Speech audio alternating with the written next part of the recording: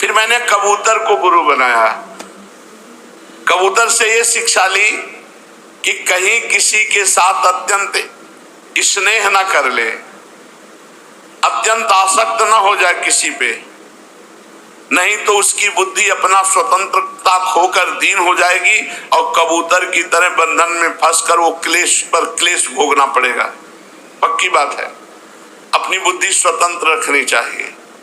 कहीं ऐसी आसक्ति न कर ले, कहीं ऐसा स्नेह न कर ले कि बुद्धि उसकी क्षमता कितनी है, तुम्हारी बुद्धि की क्षमता कहाँ है, तुम्हारी बुद्धि उसके अधीन हो जाएगी तो तुम्हारा और उसका दोनों का पति तुम्हारे अधीन रहेगी तो तुम्हारा भी मंगल हो जाएगा, उसका भी मंगल हो जाएगा। जन एक हम तुम्हें कथा सुनाते हैं। किसी जंगल में एक कबूतर रहता था।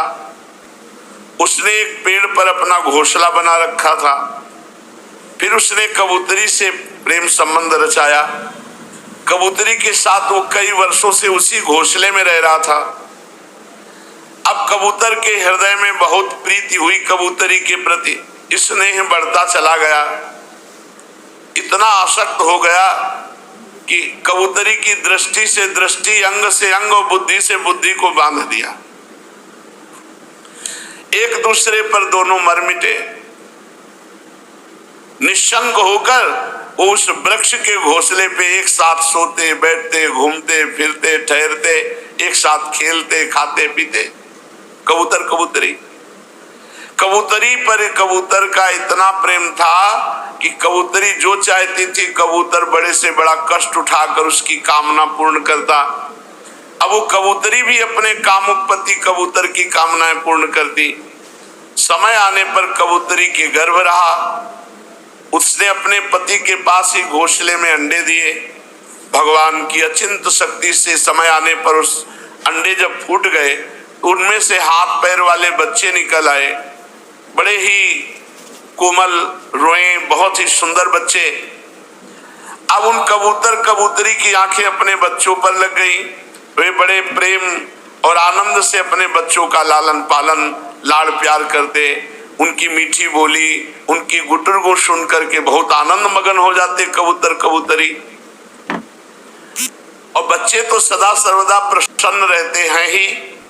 वो जब अपने सुकुमार पूंछ और पंखों से अपने कबूतर माँ बाप का स्पर्श करते और गुटुर को मीठी बोली फुदुक फुदुक कर उनके कबूतर कबूतरी आनंद में मगन हो जाते। राजन, सच पूछो तो वे कबूतर कबूतरी भगवान की माया से मोहित हो रहे थे। उनका हृदय एक दूसरे के स्नेह बंधन से तो बंधा ही था, अब अपने नन्हे नन्हे बच्चों के प्रेम बंधन में और बंध गए। पालन पोषण में इतने व्यग्र हो गए कि उनको ये पता ही नहीं रहा कि इस मृत्यु लोक का एक नियम है, मिलना, बिछुड़ना, जन्मना और मरना। अब एक दिन वो दोनों कबूतर कबूतरी बच्चों के लिए चारा लाने के लिए जंगल में गए थे, क्योंकि उनका कुटुंब बहुत बढ़ गया था। वे चारे के लिए जंगल में विचर रहे थे। इधर एक बहेलिया घूमता घूमता आया। उसने देखा कि कबूतर के बहुत से बच्चे फुदक रहे हैं। उसने घोंसले के पास ही जाल बिछा दिया। कबूतर कबूतरी बच्चों को खिलाने पिलाने के लिए हर समय उत्सुक रहा करते थे। अब चारा लेकर के जब आए तो देखा उनके प्राणों से भी प्यारे नन्हे नन्हे बच्चे जो हृदय के टुकड़े हैं वो जाल में फंसे हुए हैं बहेलिया के, और वो चे चे कर रहे थे दुख पूर्वक। उन्हें ऐसी स्थिति में देखकर कबूतरी के दुख की सीमा न रही। वो रोती चिल्लाती उसी जाल में कूद पड़ी। ये स्नेह बंधन, भगवान की माया से उसका चित्त अत्यंत दीन दुखी हो रहा था। वो स्नेह की रस्सी से जकड़ी हुई थी। अपने बच्चों को जाल में फंसा देखकर उसे अपने शरीर की भी सुध बुध न रही और वो स्वयं ही जाकर जाल में फंस गई। बहेलिये ने देखा आज तो भगवान बहुत प्रसन्न है, बच्चे फंसे, कबूतरी फंसी। अब जब कबूतर आया उसने देखा मेरी प्राण प्रिया पत्नी और मेरे प्राणों से भी प्यारे बच्चे जाल में फंसे हैं। वो दुखित होकर विलाप करने लगा। सचमुच उस समय उस कबूतर की बड़ी अत्यंत दयनीय दशा थी। कबूतर सोचने लगा कि मैं अभागा हूं, दुर्मति हूं, हाय हाय मेरा तो सत्यानाश हो गया, मेरी तो पूरी गृहस्थी नष्ट हो गई। बच्चे कबूतरी सब जाल में फंसे। देखो मैं अभी भोगों से तृप्त नहीं हो पाया था, मेरी आशाएं पूरी नहीं हुई थी और विधाता ने मेरा सर्वनाश कर दिया। हमारा गृहस्थाश्रम ही पूरा नष्ट हो गया।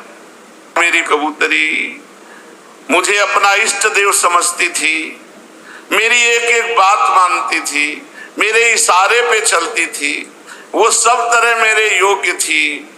आज वो मुझे सूना अकेला छोड़कर अपने सीधे साधे निश्चल बच्चों के साथ स्वर्ग सिधार रही है। मेरे बच्चे मर जाएंगे, मेरी पत्नी गई, अब मेरा संसार में क्या, मैं तो विधुर जीवन कैसे जीऊंगा। अब इस सूने घोंसले में मेरा जीवन किस काम का। और ऐसा सोच करके वो अपने बच्चे और कबूतरी के जाल में जाकर ऐसे फंस गए। वो भी जाल में जाके बहेलिया बड़ा प्रसन्न हुआ, कबूतर कबूतरी उसके बच्चे मिल गए। बहेलिया बड़ा क्रूर था, तुरंत उसने जाल में सबको बांध लिया।